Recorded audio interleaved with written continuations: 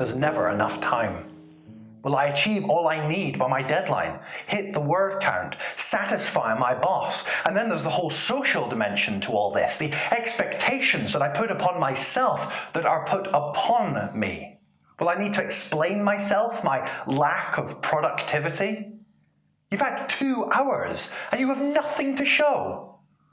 Where does it all go? It's slipping away. My heart races and I can't breathe. And the clock keeps on ticking.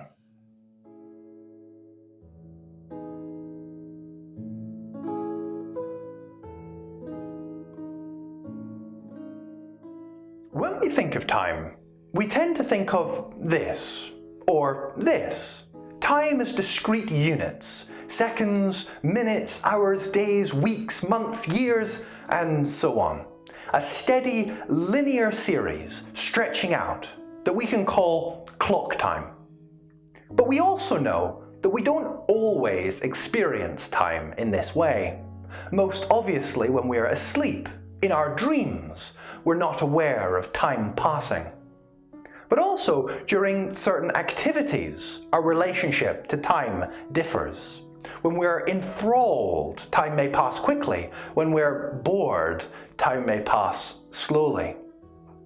But despite this, most of us would assume that real time is clock time.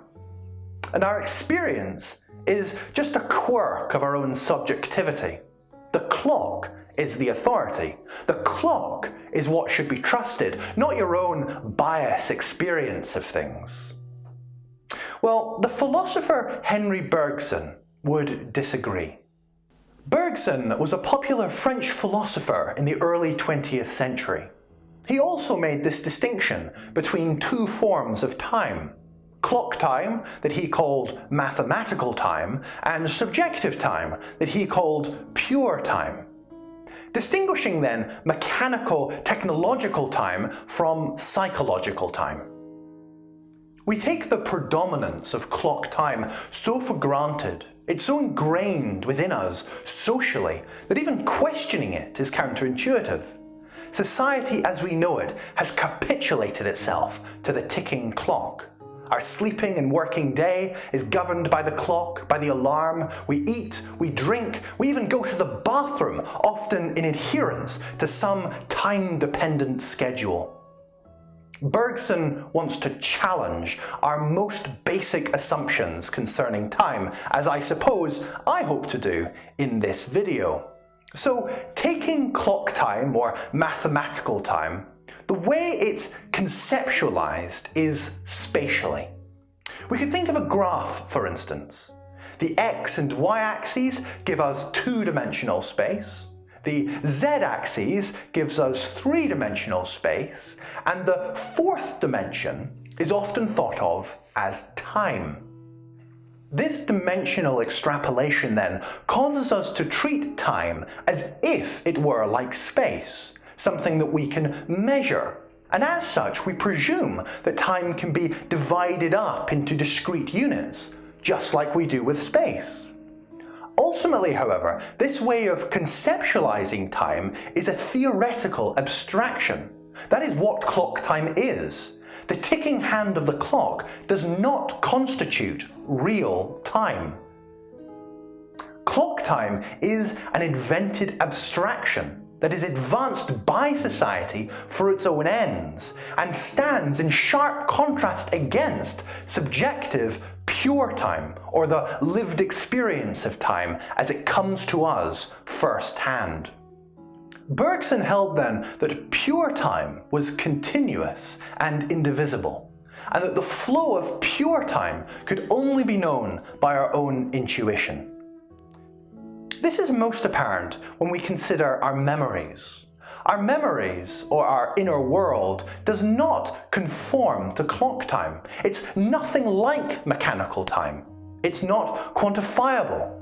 Each image in our memory is accompanied by a wealth of reminiscences. It does not come to us like a line or a chain or as a succession of hours and minutes, but rather as a whole, or as an essence, or as an accumulation of qualitative impressions. Another strange consequence of Bergsonian time is it changes our relationship to the past. Because what is the past, really? Using mathematical time, we can plot the past on a timeline. Upon that timeline, we can record events. It could stretch back years, decades, or even centuries. But if we champion pure thought or psychological time over and above mathematical time, then the timeline becomes just another theoretical abstraction, leaving us to question in what sense the past, beyond what can be recollected, genuinely exists. Note that by qualifying this question with what can be recollected, the supposition here is that it is that which can be recollected by the individual, which is to say, those memories which reside within a specific individual's brain. This presupposes what a memory even is, something in the brain. In other words, it presupposes a materialistic conception of memory. And Bergson would seek to dispel this illusory notion, which governs our thinking. For Bergson, memory supersedes the material. It is a spiritual manifestation. It is in the domain of spirit.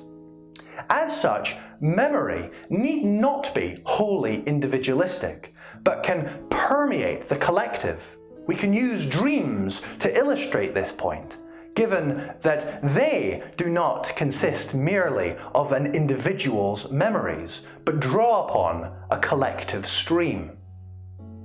Thus, we get to Bergson's theory of collective biological memory, which, if you're familiar with Carl Jung's theory of the collective unconscious, it parallels this very closely. And that's not a coincidence. Bergson's theories influenced Jung.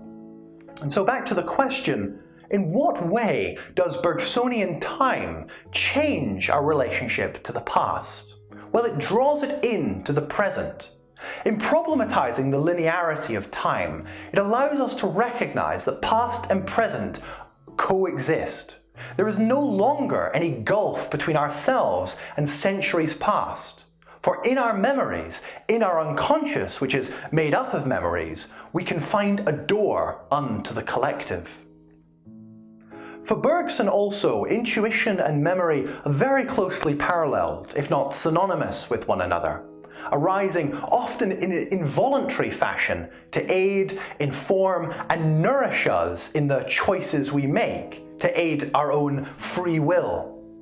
It is our intuition which allows us to inhabit the moment, to give us a more accurate notion of time, and that helps us in coming to know reality. As opposed to clock time, which, given the abstraction that it is, alienates us from ourselves and reality.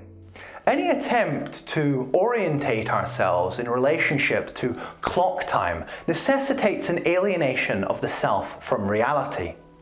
This obviously has huge implications for the way we lead our lives that I'm not going to get into here, beyond saying that Bergson's theories evidently show that controlling productivity in relation to clock time is deeply dehumanizing, in that it alienates us from reality. One's vocation should be an expression of the whole self, and thus reducing us to a productivity over hours calculation is an offence. Is it even possible to be present to the task at hand if you're concerned with the clock? I think not. The effects of Bergsonian time theory, then, was probably most profoundly felt in the world of literature, utilised none more so than by the French novelist Marcel Proust. Proust actually knew Bergson personally. He was related to Bergson's wife and was the best man at their wedding. Bergsonian time allowed modernist writers to challenge conventional plot and conventional temporal structures in favour of structures which are more in line with the psychological reality of things. For Proust, in his book The Search of Lost Time, this meant he was able to experiment with slowing and magnifying experience, going forward and backwards in time, and following the prompting of conscience, all the while in defiance of clock time. In the book's most famous scene, the narrator takes a bite of a madeleine dunked in tea, and in that moment he is transported back to a memory of his childhood in Cambrai. The memory suddenly reveals itself.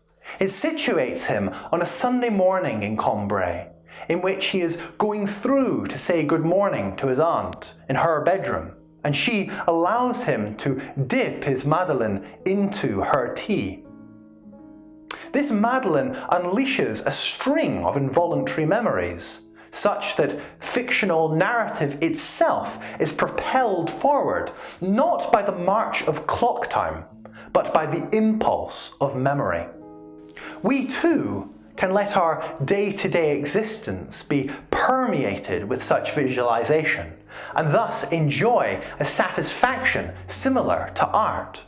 For without this inner psychological experience of time, you are missing the full picture.